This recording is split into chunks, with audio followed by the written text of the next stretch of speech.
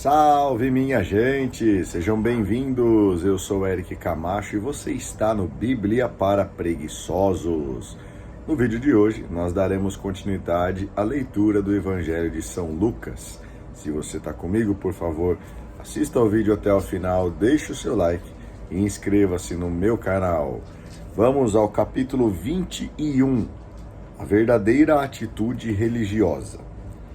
Erguendo os olhos, Jesus viu pessoas ricas que depositavam ofertas no tesouro do templo. Viu também uma viúva pobre que depositou 2 pequenas moedas. Então disse: Eu garanto a vocês, essa viúva pobre depositou mais do que todos, pois todos os outros depositaram do que estava sobrando para eles. Mas a viúva, na sua pobreza, depositou tudo o que possuía para viver. O fim ainda não chegou. Algumas pessoas comentavam sobre o templo, enfeitado com pedras bonitas e com coisas dadas em promessa. Então Jesus disse: Vocês estão admirando essas coisas? Dias virão em que não ficará pedra sobre pedra. Tudo será destruído. Eles perguntaram: Mestre, quando vai acontecer isso? Qual será o sinal de que essas coisas estarão para acontecer?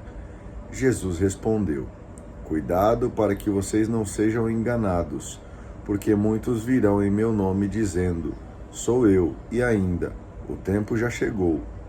Não sigam essa gente.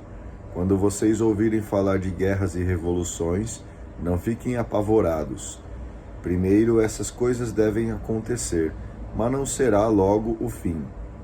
E Jesus continuou: Uma nação lutará contra outra, um reino contra outro reino.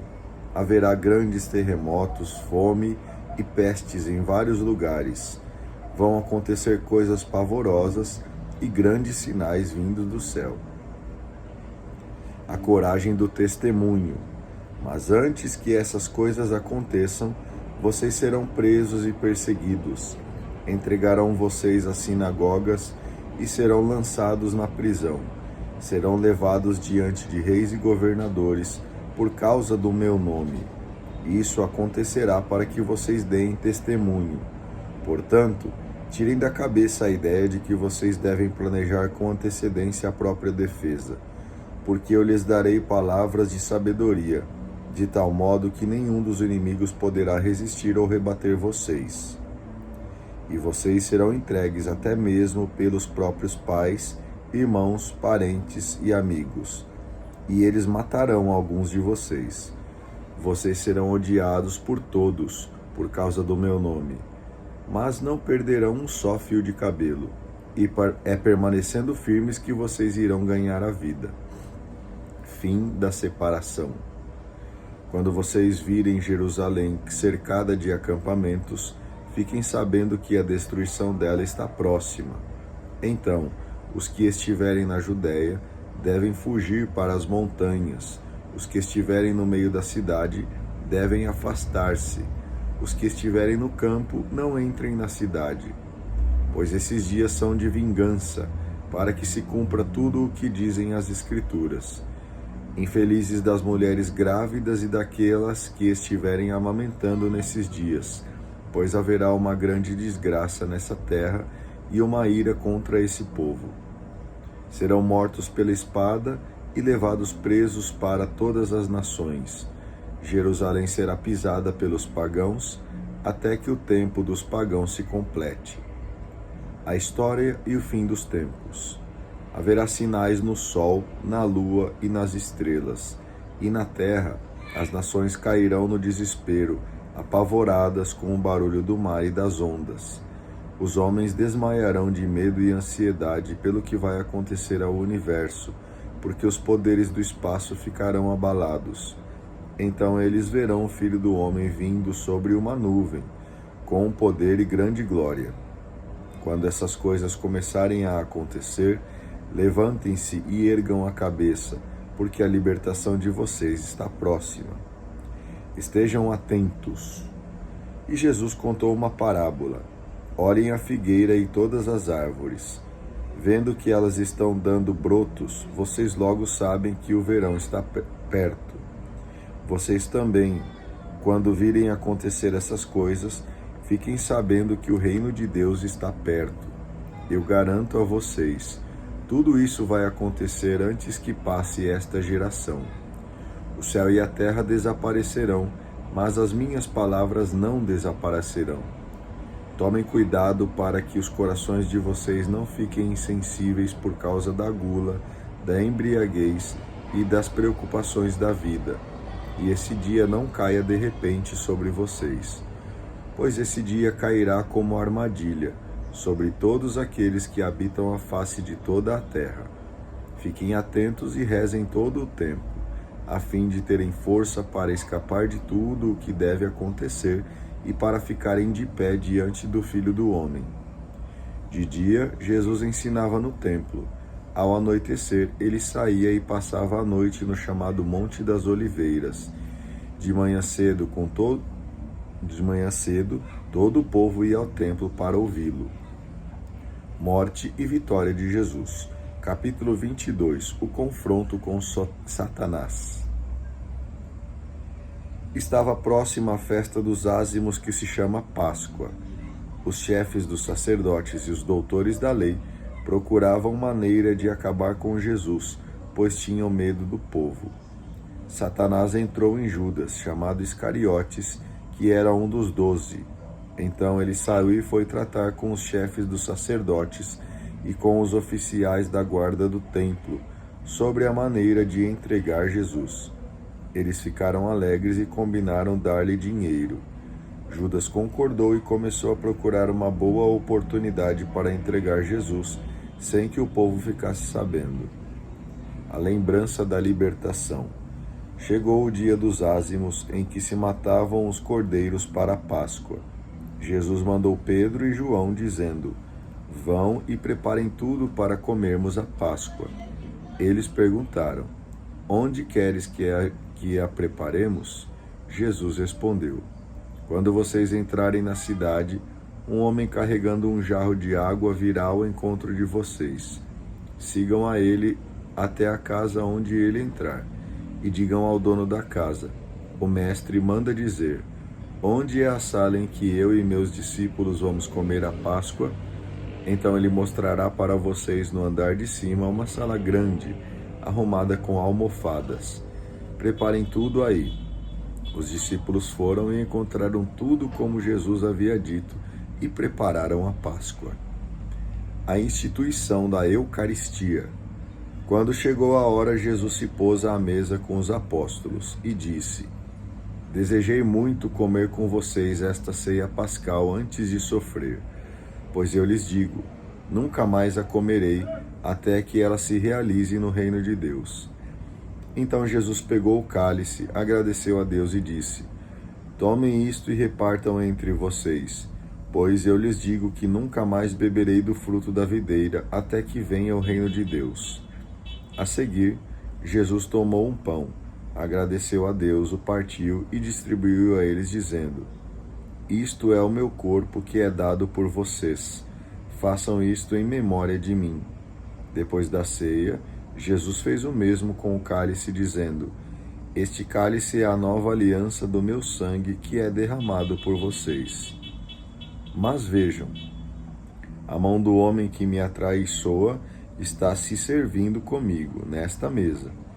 Sim, o Filho do Homem vai morrer conforme Deus determinou, mas ai daquele homem que o está traindo. Então os apóstolos começaram a perguntar uns aos outros qual deles iria fazer tal coisa. A autoridade é serviço. Entre eles houve também uma discussão sobre qual deles deveria ser considerado o maior. Jesus, porém, disse: Os reis das nações têm poder sobre elas, e os que sobre elas exercem autoridade são chamados benfeitores. Mas entre vocês não deverá ser assim. Pelo contrário, o maior entre vocês seja como o mais novo, e quem governa seja como aquele que serve. Afinal, quem é o maior? Aquele que está sentado à mesa ou aquele que está servindo? Não é aquele que está sentado à mesa? Eu, porém, estou no meio de vocês como quem está servindo. vocês ficaram comigo em minhas provações. Por isso, assim como o meu Pai confiou o reino a mim, eu também confio o reino a vocês. E vocês hão de comer e beber à minha mesa no meu reino, e sentar-se em tronos para julgar as 12 tribos de Israel. A missão de Pedro. Simão, Simão, olhe que Satanás pediu permissão para peneirar vocês como trigo. Eu, porém, rezei por você, para que a sua fé não desfaleça. E você, quando tiver voltado para mim, fortaleça os seus irmãos. Mas Simão falou: Senhor, contigo estou pronto para ir até mesmo para a prisão e para a morte. Jesus, porém, respondeu: Pedro, eu lhe digo que hoje, antes que o galo cante 3 vezes, você negará que me conhece. A hora do combate. Jesus perguntou aos apóstolos: Quando eu enviei vocês sem bolsa, sem sacola, sem sandálias, faltou alguma coisa para vocês? Eles responderam: Nada. Jesus continuou: Agora, porém, quem tiver bolsa deve pegá-la, como também uma sacola. E quem não tiver espada, venda o manto para comprar uma. Porque eu lhes declaro: é preciso que se cumpra em mim a palavra da Escritura. Ele foi incluído entre os fora da lei. E o que foi dito a meu respeito vai realizar-se. Eles disseram: Senhor, aqui estão 2 espadas. Jesus respondeu: É o bastante. Jesus obedece ao Pai. Jesus saiu e, como de costume, foi para o Monte das Oliveiras. Os discípulos o acompanharam. Chegando ao lugar, Jesus disse para eles: Rezem para não caírem na tentação. Então afastou-se uns 30 metros e de joelhos começou a rezar: Pai, se queres, afasta de mim este cálice. Contudo, não se faça a minha vontade, mas a tua. Apareceu-lhe um anjo do céu que o confortava. Tomado de angústia, Jesus rezava com mais insistência. Seu suor se tornou como gotas de sangue que caíam no chão. Levantando-se da oração, Jesus foi para junto dos discípulos e os encontrou dormindo, vencidos pela tristeza. E perguntou-lhes: Por que vocês estão dormindo? Levantem-se e rezem para não caírem na tentação. A hora do poder das trevas. Enquanto Jesus ainda falava, chegou uma multidão. Na frente vinha o chamado Judas, um dos 12. Ele se aproximou de Jesus e o saudou com um beijo. Jesus disse: Judas, com um beijo você trai o Filho do Homem?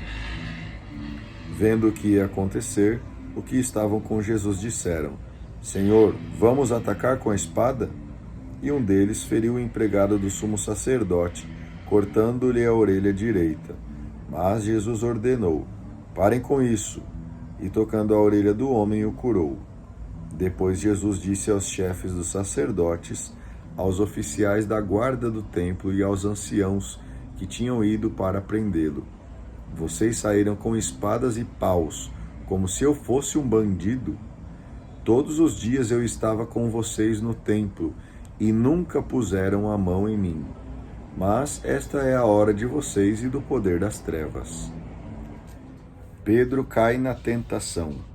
Eles prenderam e levaram Jesus e o conduziram à casa do sumo sacerdote.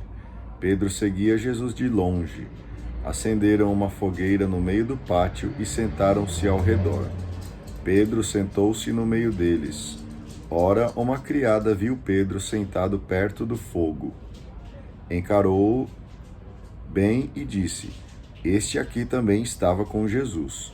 Mas Pedro negou: Mulher, eu nem o conheço. Pouco depois, outro viu Pedro e disse: Você também é um deles. Mas Pedro respondeu: Homem, não sou não.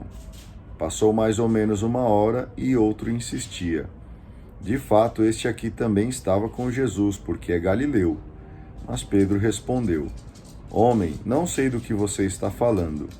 Nesse momento, enquanto Pedro ainda falava, um galo cantou.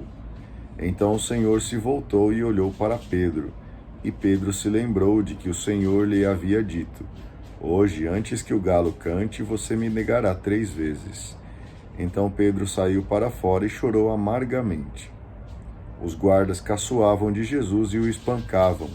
Cobriam-lhe o rosto e diziam: Faze uma profecia. Quem foi que te bateu? E o insultavam de muitos outros modos. Quem é Jesus? Ao amanhecer, os anciãos do povo, os chefes dos sacerdotes e os doutores da lei se reuniram em conselho e levaram Jesus para o sinédrio. E disseram: Se tu és o Messias, dize-nos. Jesus respondeu: Se eu disser, vocês não acreditarão, e se eu lhes fizer perguntas, não me responderão. Mas de agora em diante o Filho do Homem estará sentado à direita do Deus Todo-Poderoso. Então todos perguntaram: Tu és, portanto, o Filho de Deus? Jesus respondeu: Vocês estão dizendo que sou. Eles disseram: Que necessidade temos ainda de testemunho? Nós mesmos ouvimos da sua própria boca. Muito bem, eu agradeço a você a companhia neste vídeo. Por favor, deixe o seu like, inscreva-se no canal, faça o seu comentário e a gente se vê amanhã. Tenha um excelente dia, que o Senhor continue te abençoando. Um grande abraço e tchau!